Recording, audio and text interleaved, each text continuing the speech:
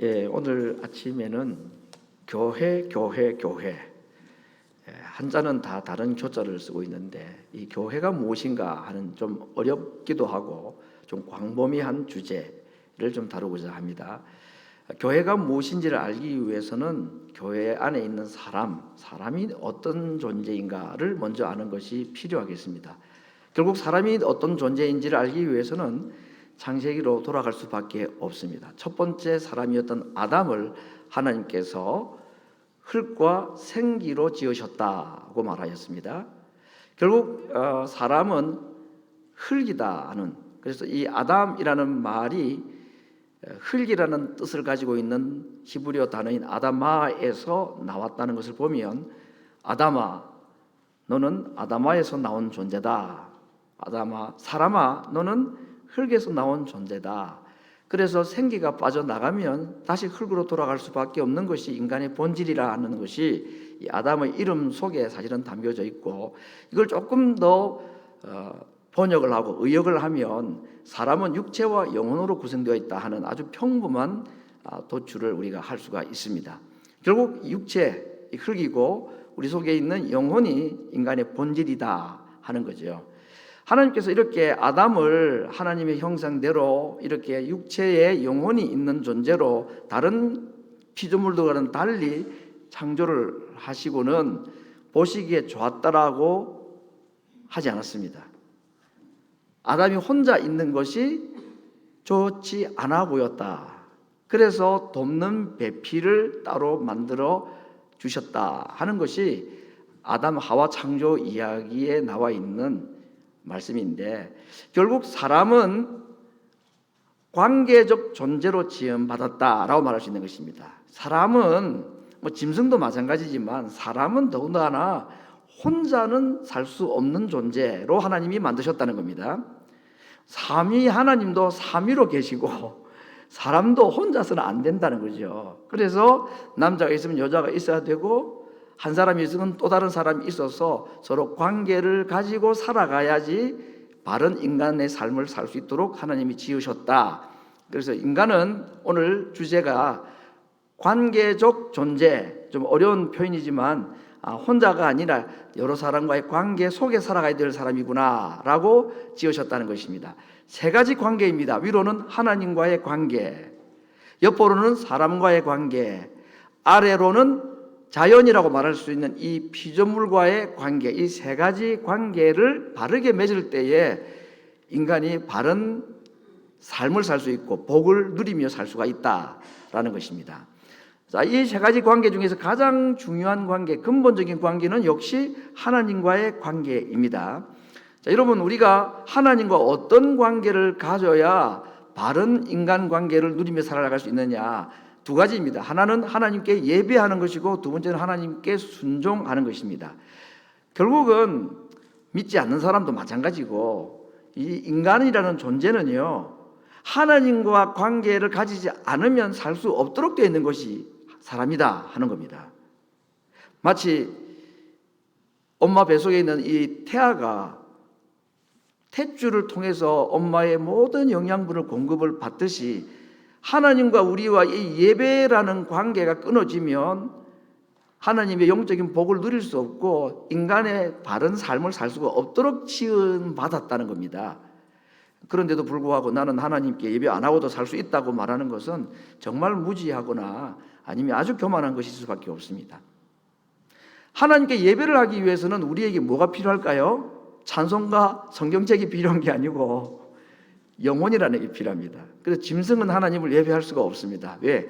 그 속에 하나님과 같은 존재 방식인 영혼이라는 것이 없기 때문입니다. 사람은 하나님께서 영혼을 창조하셨는데 그 이유는 우리로 하여금 하나님께 예배 드릴 수 있는 존재로 만드시기 위함이라는 겁니다. 두 번째는 하나님께 우리가 어떻게 순종함으로 말미암아 하나님과 바른 관계를 가질 수 있습니다. 그래서 아담 하와를 창조하시고 그들에게 순종하는지 아니하는지 하나의 테스트를 하시는 것이 무엇이요? 선악과입니다. 이 열매는 먹지 말라. 다른 건 다 먹어도 이 열매는 먹으면 안 된다. 그 먹지 말라는 금지 명령을 순종함으로 말미암아 하나님과의 바른 관계가 맺어지도록 되어 있었다 하는 것입니다. 예배와 순종. 자, 그렇다면 여러분, 사람과 사람 관계는 무엇으로 맺어지는가? 사람이 사람 사이에 해야 될 규칙, 룰이 뭘까? 역시 두 가지로 정리해 봅니다. 하나는 섬김 또는 돕기. 아담을 만드시고 하와를 지으실 때에 어떤 존재로 지으셨다고 하냐면 돕는 배필로 지으셨다고 했죠. 그 사람은 사실은 누구의 도움이 없이는 살 수 없는 존재입니다. 하나님의 도움도 필요하고 사람의 도움도 필요한 존재로 지으셨다는 것이고, 두 번째는 결국 이것이 사랑이라고 말할 수가 있는 건데, 여러분, 하나님께서 사람을 이런 존재로 지으신 것입니다. 혼자서는 안 되고 누군가와 함께 서로 돕고 섬기고 하는 관계로 하나님이 사람이 사람 되도록 하셨고, 그걸 좀 더 포괄적으로 말하면 사랑을 통해서 사람과의 바른 관계를 통하여 이런 복을 누리도록, 이게 하나님께서 사람을 창조하신 일종의 사용 설명서. 물건을 사면 이 물건을 어떻게 해야지 제대로 사용하는지 다 설명서가 나와 있습니다. 그 안 읽고 되게 대체로 사용 많이 해요. 영어가 하도 복잡하니까 그렇기도 하고, 뭐 한글로 돼도 잘 안 읽어. 그냥 대충 듣고 말고 하는데, 하나님과의 관계, 사람과의 관계, 그거 어떻게 되는지를 성경이 아주 자세하게 잘 설명해 놨습니다. 그러나 뭐 많고 복잡한 것처럼 보지만 아주 간단합니다. 하나님은 예배하고 말씀에 순종하고, 사람은 돕고 섬기고, 그리고 사랑하며 살아가도록. 그러면 아래로 피조물, 자연이라고 말할 수 있는 이 피조물과의 관계는 어떤 관계로 우리를 지으셨는가? 좀 어려운 편이지만 하나님의 뜻을 따라서 공의로 또는 정직함으로 이 피조물들을 다스리도록 지음을 받았습니다. 이 세 가지 관계가 하나님과 우리 사이에, 사람 사이에, 자연과 피조물인 우리와의 관계 속에서 어떤 관계를 통해서 참 복을 누리며 살 수 있는가에 대한 말씀을 해놓으신 것입니다. 자, 그렇다면 이제 이렇게 하나님께서는 사람을 이런 존재로 만드셨는데, 이 관계가 깨어져 버린 일들이 생겨났는데 무엇이냐? 그게 바로 죄 때문입니다. 선악과 먹지 말라고 했는데 그 나무를 따먹는, 그 열매를 따먹는 불순종으로 말미암아 하나님과 우리의 관계가 다 깨어지고 말았다는 것입니다. 또 사람과의 관계도 마찬가지입니다. 선악과를 따먹은 것은 죄입니다. 그건 단순히 먹지 말라고 한 거, 남의 과일밭에 과일 하나 훔쳐 먹은 것이 아니라, 선악과를 따먹은 것이 왜 죄가 되느냐? 그 이유가 하나님과 같이 되고자 하여 선악과를 따먹었다고 그랬습니다. 뱀이, 사탄이 아담 하와를 유혹할 때에 이거 진짜 맛있는 거야, 먹어봐 말하지 않았고, 너 이거 먹으면 하나님처럼 된다고 해서 먹은 겁니다. 다 먹어봤는데 이 과일만 안 먹어봤으니까 내가 이게 버킷리스트니까 먹어봐야 되겠다, 그렇게 한 게 아니고 하나님처럼 되고자 한 것. 여러분, 이 죄를 딱 범하고 난 후에 하나님과의 관계, 사람과의 관계 또는 자연과의 관계가 다 깨어져 버렸습니다. 첫째, 하나님과의 관계는 어떻게 깨어졌습니까? 하나님은 예배할 존재인데 자기가 하나님이 되고자 했어요. 그리고 그 마음속에 하나님 두기를 싫어했다고 그랬습니다. 사사기에 있는 표현을 하면 각각 자기의 소위대로, 자기의 하고 싶은 대로 행하였다. 자기 소견의 어른대로. 하나님 말씀은 온데간데 없고 자기가 하고 싶으면 하고 하기 싫으면 하지 않고, 그런 존재가 되어버렸고, 예배 완전히 우상을 하나님 대신에 섬기고 숭배하게 되고, 자기가 사실은 신이 되고 자기가 우상이 되어버리는, 하나님과의 관계의 죄로 말미암아 이 선악과 따먹은 이 사건이 단순한 사건이 아니라 하나님과의 관계가 다 깨어지고 단절되고 말았다는 것이고, 사람과의 관계는 어떻게 됐을까요? 사람과의 관계도 역시도 깨어지고 말았죠. 섬기고 사랑해야 될 대상을 이제는 속이고 이용해 먹고 시기하고 미워하는, 그래서 아담이 죄를 짓기 전에는 하와를 보고 좋은 관계, 내 뼈 중에 뼈요 살 중에 살이라고 어려운 말로, 지금도 이 모든 남편들에게는 비밀이 되어 있는 이 말이 무슨 말인지, 그 예수님은 우리에게 하실 수 있는 표현 같아요. 그런데 죄를 딱 짓고 난 다음에 모든 책임을 여자에게 다 돌립니다. 아담에게 너가 왜 선악과를 따먹었느냐 하니까, 당신이 만들어준, 지어준 이 여자 때문입니다 하고 책임을 돌리죠. 사랑이 있습니까? 섬김이 있고 도움이 있는가요? 아니요. 이용해야 하고 미워하고 시기하는 대상으로, 아벨과 가인도 마찬가지입니다. 시기의 대상으로 다 바뀌어버리고 미움의 대상으로 변질되고 말았습니다. 그 이유가 뭐냐? 하나님과 관계가 딱 깨어지고 나니까 사람과의 관계도 다 깨어진 것입니다. 지나가는 말로 원고에 없는 말씀 한마디만 하겠습니다. 혹시 사람과 관계가 힘들면 무엇부터 기도해야 될까? 하나님, 제가 하나님 앞에 잘못 산 게 없습니까? 하나님과의 관계부터 먼저 회복해달라고 기도하면, 글쎄 원리대로라면 깨어진 사람과의 관계도 다 회복된다고 생각합니다. 아멘 안 하시네요. 그 사람이 문제지 뭐, 하나님과 관계가 회복된다고 그 사람은 회복될까? 된다니까요. 제가 증인을 세우겠습니다. 필요하시면. 그건 제가 개인 프라이버시 때문에 말 안 하겠습니다만은, 와, 진짜 놀라운 일입니다. 어메이징한 스토리입니다. 우리가 하나님과의 바른 관계가 되어나니까 도무지 하나가 될 수 없고 화해할 수 없었던 관계처럼 보이는 그 관계가 회복이 되더라 하는 것이 꼭 성경책에만 있는 게고 요셉 이야기만 아니라 오늘 우리 땅의 이 교회에서도 일어나고 있는 현실인 것입니다. 이제 자연과 피조물과의 관계 얘기는 제가 아주 큰 주제이기 때문에 그 부분은 제가 오늘 다루지는 않겠습니다.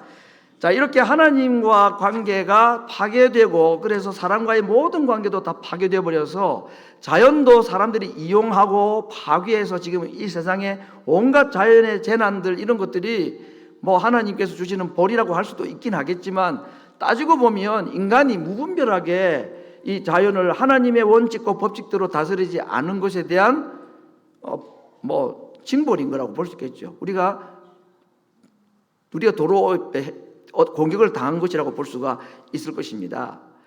하나님께서 이제 어떻게 하셔야 될까? 인간이 하나님과 관계 다 깨어지고 사람과 관계, 자연과 관계도 다 깨어져 버렸으니 어떻게 해야 될까요? 죄 때문에. 문제는 죄의 문제죠. 죄 문제 해결돼야 되는 것인데 이 문제를 해결을 하시려 하셨을까요? 예, 하시려 하셨습니다. 포기하지 않으셨습니다. 에덴 동산에서부터 포기하지 않으시고 짐승을 죽여 그에게 가죽 옷을 입혀주심으로 그 문제를 해결하려 하셨고, 노아 시대도 물로 심판을 해서 노아 가족 외 모든 인류를 심판하고 쓸어버리려 하셨지만, 베드로는 노아의 홍수를 심판이라고 말하지 않고 구원의 도구라고 말씀했습니다. 홍수로, 물로 구원하셨다고 했지 물로 심판했다고 말하지 않았습니다. 아주 아이러니한 비밀이 있는 것입니다. 여러분, 죄를 범하고 하나님과 사람과 자연과의 관계가 다 깨어져 버린 이 인간들을 하나님은 몰라라 하지 아니하고 회복하기를 원하셨는데, 어떻게 회복이 되는지 아십니까? 죄의 문제가 해결되고 하나님과의 관계, 사람과의 관계, 모든 관계가 회복되기 위해서는 무엇이 필요한지 아십니까? 하나님의 진노와 저주가 필요합니다. 이게 웬 말이냐? 이게 그냥 정말 아까 말씀드린 역설의 진리인 것입니다. 왜 그러냐? 짐승을 죽이는 것이 아담을 살리기 위한 것이었죠. 노아 홍수가 인류를 살리기 위한 것이었습니다. 저주를 통한, 심판을 통한 구원과 회복, 이것이 하나님 가지고 계신 아주 놀라운 역설적인 진리인데, 누구를 통하여서 이 심판과 저주를 통해서 우리를 구원하시고 회복하셨습니까? 예수님을 통해서. 그래서 예수님이 죽으셔야 했던 것입니다. 그래서 예수님이 심판을 받으셔야 했던 겁니다. 왜? 이것이 죄로 말미암아 깨어진 관계를 회복하는 하나님의 방법이었고 유일한 방법이었기 때문에, 피 흘림이 없으면 죄 사함이 없는 것이고, 죽음과 저주가 아니면 구원과 회복이 없는 것이 하나님께서 세우신 만고불변의 법칙이어서, 그 대상이 짐승이었고 과거에는 자연이었던 것이 지금은 예수님이 되셔서 회복과 구원을 시작하셨다 하는 것입니다. 자, 이렇게 예수님을 통해서 우리에게는 하나님과의 관계, 사람과의 관계, 자연과의 관계의 회복이 시작이 되었습니다. 그렇죠? 자, 그러면 이제 다 끝났네. 이제 하나님께서 예수님을 통해서 죽으시게 하셔서 관계를 다 회복하셨으니까 이제 관계 회복이 되겠죠. 관계 회복되면 어떻게 될까요? 첫 번째 누구와의 관계? 하나님과의 관계가 회복이 됩니다. 사람은 하나님께 어떻게 해야 된다 그랬죠? 예배하고 말씀에 순종해야 된다 그랬죠. 그런데 예수님이 죽으심으로 말미암아 우리에게 이 제사의 회복, 예배의 회복과 또 순종의 회복이 이루어졌습니다. 제가 이 말씀은 몇 주 전에 창세기 요한복음 15장에 있는 최후의 만찬 장면을 가지고 설교할 때 했던 말씀인데 잠시 다시 소개를 드립니다. 예수님께서 최후의 만찬이라는 이 제자들과의 마지막 식사 자리에서 떡과 포도주를 가지고 뭐라고 말씀하십니까? 내 살이며 내 피라고 말씀을 하셨죠. 물론 상징적인 것이었지만 불과 몇 시간 뒤에는 떡과 포도주가 아니라 자기의 살과 자기의 피로 죽으실 것을 말씀하신 것입니다. 왜 죽으셔야 되느냐? 무엇을 위해서? 회복을 위해서. 고치기 위해서는 죽음이 필요하다고 그랬잖아요. 그렇죠? 유대인들이 예수님께서 나귀를 타고 예루살렘 입성하실 때 최후의 만찬 5일 전에 있었던 이야기입니다. 유대인들이 예수님을 보고 환호성을 질렀다고 그랬지요. 뭘 꺾어서 흔들면서? 종려나무 가지를 꺾어 흔들면서 호산나 우리를 이제 구원해달라고. 왜? 그 장면이 미가서에 예언되어 있는 모습이었기 때문입니다. 나귀를 타고 성에 입성하시는 그가 메시아라는 그 예언이 딱 예수님에게 그대로 드러났기 때문에 이분이 우리를 구원할 메시아이구나 다 믿었던 거죠. 어디에서 자기들을 구원하는 메시아로 생각했느냐? 로마의 압제에서부터 우리를 구원할 메시아라고 외쳤습니다. 근데 예수님께서는 종려나무가 아닌 다른 나무를 가지고 이스라엘을 온 인류를 구원하시고 깨어진 관계를 회복하기를 원하셨습니다. 그게 무슨 나무냐? 십자가 나무였습니다.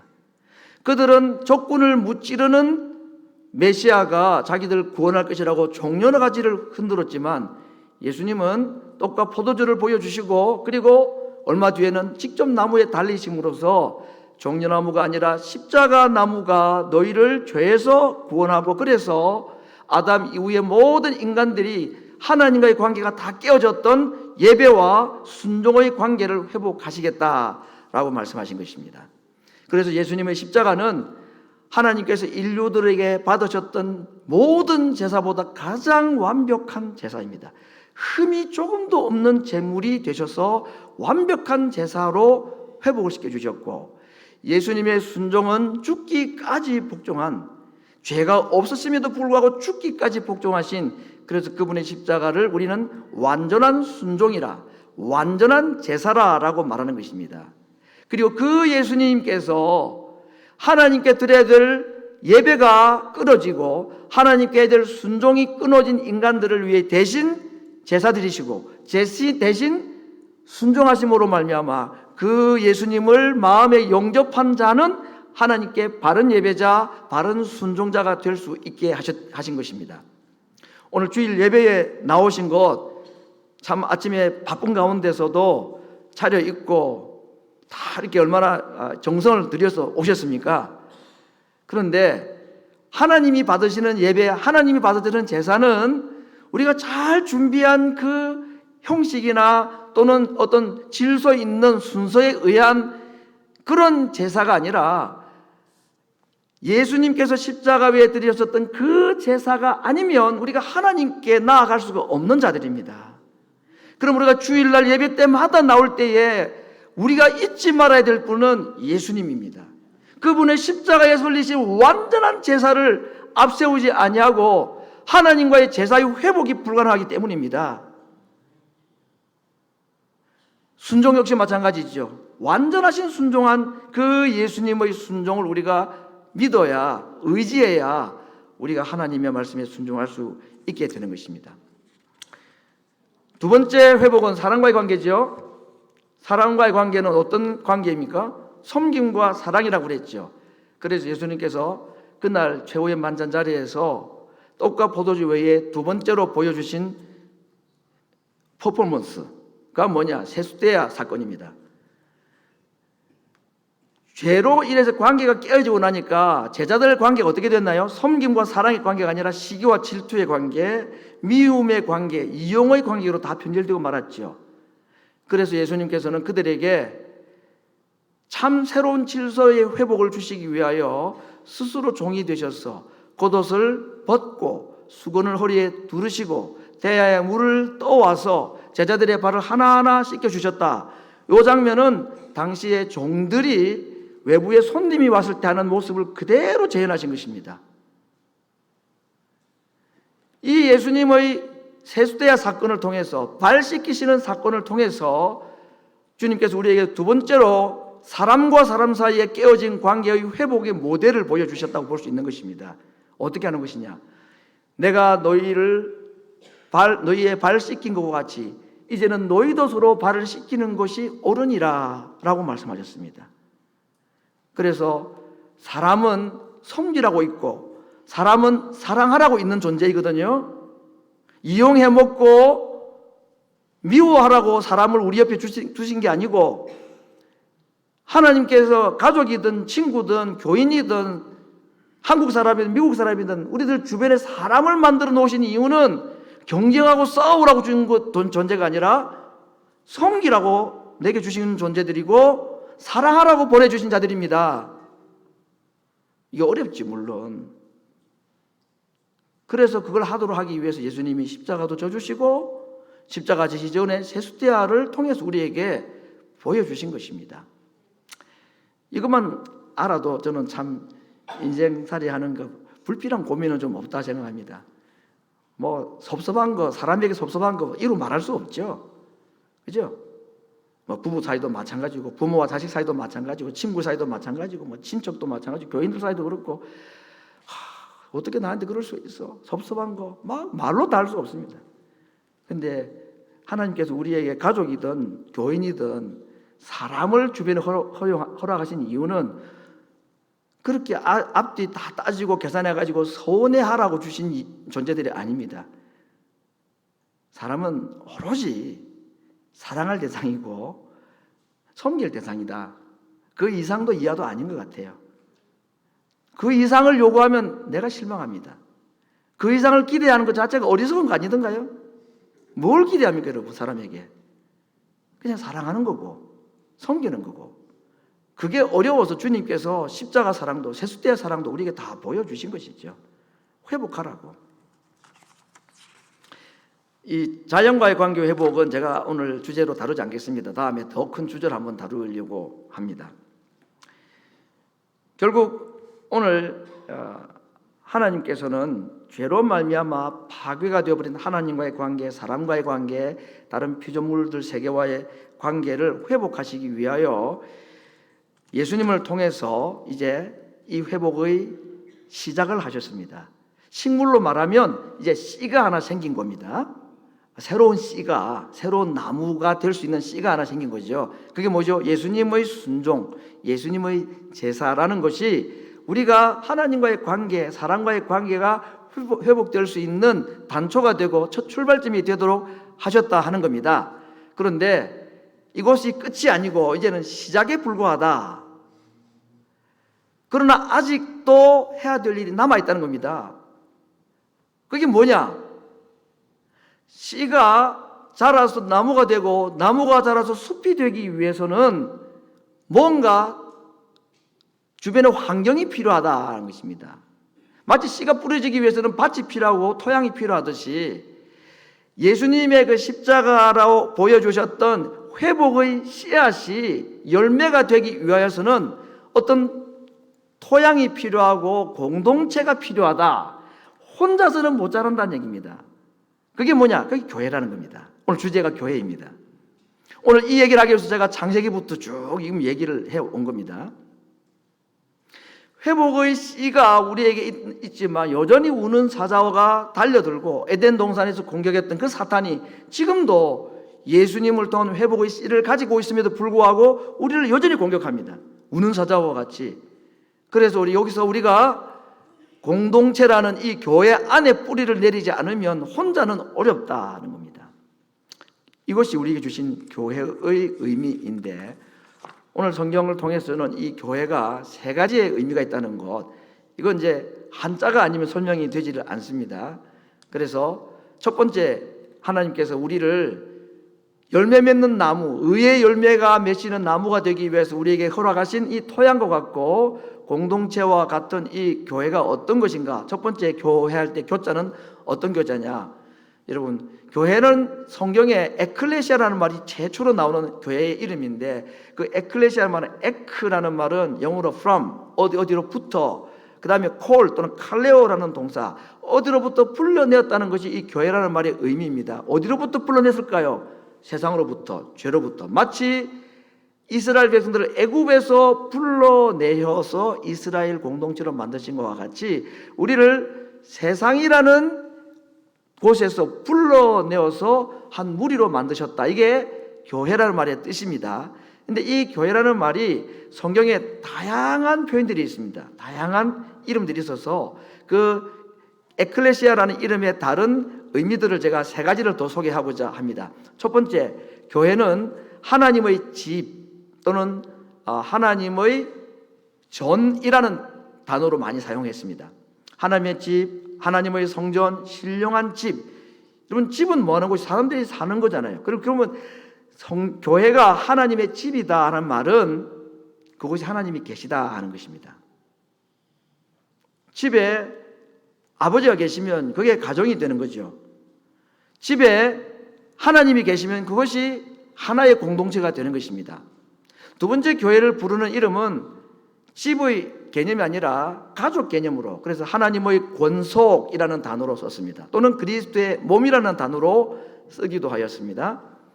권속이라는 말은 가정 멤버들을 말하잖아요. 가정의 식구들이 함께 모여 있는 것, 그게 가정이고 그것이 교회다 하는 겁니다. 교회는 혼자 될 수가 없는 거죠. 나 혼자도 교회이긴 하지만 하나님이 원하시는 것은 이 공동체로 함께 있는 교회를 원하시는데, 요한 1서 4장 12절 말씀은 자주 인용하는 말씀입니다. 어느 때나 하나님을 본 사람이 없을 수밖에, 하나님 눈에 안 보이는 분이니까. 그런데 만약 우리가 서로 사랑하면 하나님이 우리 안에 계시고, 그리고 우리 안에 계신 하나님을 우리가 알 수가 있다 그랬습니다. 하나님은 눈에 안 보이는 분인데 우리가 서로 사랑을 할 때에 하나님이 보인다 또는 하나님이 느껴진다. 우리 안에 계신 하나님은 예배 잘 드림으로 보여진다고 또 말할 수 있지만, 실제로 우리가 하나님을 볼 수 있고 세상에 하나님을 알지 못하는 사람들이 하나님을 볼 때는 우리가 예배 드리는 모습 보고 보지 못합니다. 세상에 하나님을 알지 못하는 사람들이 어떻게 하나님을 볼 수 있을까요? 우리가 서로 사랑할 때 그들도 하나님을 볼 수 있다라고 말했습니다. 세 번째는 교회를 어떻게 표현했느냐? 그리스도의 신부다, 또는 세상의 빛과 소금이다, 그리고 그리스도의 편지다. 이것은 세상과 관계 속입니다. 예수님이 믿지 않는 세상에 있는 사람들과의 관계를 말씀하면서 우리를 그리스도의 편지다, 향기다, 또는 빛이요 소금이다고 했습니다. 어떻게 세상 속에 우리 안에 계신, 우리 집에 계신 하나님을 어떻게 보여주느냐? 앞에 말씀과 같이 우리가 서로 사랑할 때, 예배할 때가 아니고 사랑할 때 세상에 있는 사람들이 우리 안에 있는 하나님을 보기 시작한다. 산 위에 있는 동네가 드러나듯이, 이런 말씀입니다. 자, 이것이 오늘 에클레시아라는 교회의 세 가지의 성경에 나와 있는 단어들이고, 오늘 제가 이제 한자를 가지고 마지막 설명을 좀 드리려고 하는데, 첫 번째 교회의 교자는 가르친다는 뜻입니다. 지금 우리가 교회할 때 저 단어를 쓰죠. 한자로는. 그렇죠? 그러니까 교회는 이제 한국 사람들이 생각할 때 교회는 뭐 하는 곳이냐? 가르치고 배우고 공부하는 곳이다 하고 생각했던 모양이에요. 그래서 저 가르칠 교자를 쓰고 있습니다. 뭘 배우고 뭘 가르쳐 드릴까요? 하나님 말씀을 왜 우리가 배우고 가르침을 받아야 될까? 왜 가르치고 또 가르침을 받아야 될까요? 하나님을 알기 위해서입니다. 하나님을 예배하고 하나님을 섬기고 이웃을 사랑하고 이웃을 섬기기 위해서는 배워야 한다는 얘기죠. 어떻게 하는 것이 하나님께 예배하는 것인지, 왜 하나님께 순종해야 되는 것인지, 이웃은 어떻게 사랑하는 것인지 성경을 봐야 알 수 있기 때문에 배우고 가르치는 모임이 교회다. 지금 여러분이 지금 귀를 쫑긋 세우고 지금 듣고 공부하시는 분도 계시고, 어떤 분들은 노트를 하시는 분도 계셔요. 뭐 집에 가서 잘 안 보겠지만 저도 중학교부터 쌓아온 설교 노트들이 많이 있습니다. 설교 많이 받아 적었습니다. 아버지 설교를 안 봐요, 제가 그거. 그래도 적는 게 저 좋아서 했었습니다. 지금도 마찬가지고. 그래서 제가 자주 뭐 광고 겸해서 말씀드리고, 오늘도 설교 퀴즈 대회 시상식을 합니다만은, 세상에 성경 퀴즈도 아니고 설교 퀴즈가 어디 있습니까, 여러분? 아직까지 설교 퀴즈 대회 하는 교회를 본 적이 없습니다. 제가 왜 설교의 제일 맨 마지막 작업이 여러분 주보 안에 있는 설교 문답지이거든요. 그게 설교 원고가 100% 끝이 나야 만들어지는 겁니다. 제일 마지막에 나오는 작품입니다. 그래서 어떨 때는 새벽기도 하기 전에 와서 제가 복사하고 커팅하고 그렇게 하기도 하는데, 그렇게 하는 이유는 딱 한 가지입니다. 잘 배우고 잘 가르치기 위해서, 잘 가르치고 잘 배우기 위해서. 어차피 한 번 듣는 말씀 좀 더 집중적으로 잘 듣고 잘 깨닫자는 의도로 그렇게 하는 것입니다. 그래서 그냥 나 내드리면 안 하니까 퀴즈 대회를 하는 거예요. 또 상금을 그래야 또 공부를 열심히 하니까. 다른 이유가 아니고, 가르치고 배우는 것이 교회. 그래야 우리 하나님을 바르게 예배할 수 있고 바르게 순종할 수 있고 이웃을 바르게 사랑할 수 있으니까 그게 교회입니다. 두 번째 교자는 무슨 교자냐? 교제할 때 쓰는 교자입니다. 교제하는 공동체인 겁니다. 위로는 하나님과 교제이고, 하나님과 교제만 잘하는 것이 하나님이 원하시는 교제가 아닙니다. 반드시 사랑과 교제를 원하십니다. 사랑으로 서로 교제하기를 원하시는 것이죠. 그래서 아까 우리 읽었던 성경 구절 요한 1서 4장 12절에 이제까지 누구도 하나님을 본 사람이 없죠. 그러나 우리가 서로 사랑할 때에, 그게 교제거든요. 그때에 하나님이 우리 가운데 계시다라고 말씀하셨습니다. 그래서 예배를 통해서는 하나님과 교제하는 성도들은 성도들과 서로 교제하는 것이 필요한 겁니다. 어떻게 성도들과 교제할 수 있을까요? 식사도 교제고, 운동도 교제고, 뭐 여러 가지 대화도 다 교제의 방법이고, 가장 좋은 교제는 오늘 들었던 깨달았던 말씀을 서로 나누는 게 제일 좋은 교제이고, 헤어져서는 계속해서 교제를 할 수 있는 방법이 있는데 어떻게 교제할 수 있을까요? 그를 위해서 기도하는 것입니다.